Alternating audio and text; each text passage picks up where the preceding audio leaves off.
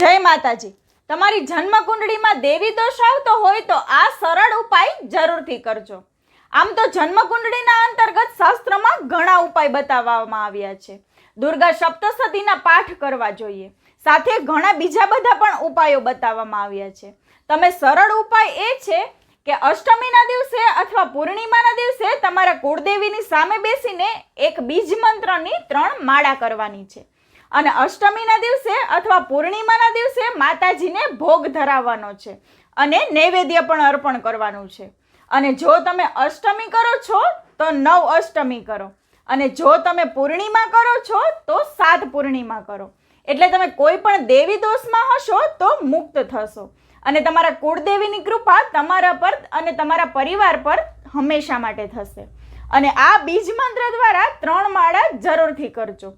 તો બીજ મંત્ર છે રીમ ક્લીમ કુળદેવીએ નમઃ। આ મંત્રની 3 માળા જરૂરથી કરજો। તમે દેવી દોષમાં હશો તો તેમાંથી મુક્ત થઈ જશો। જય માતાજી।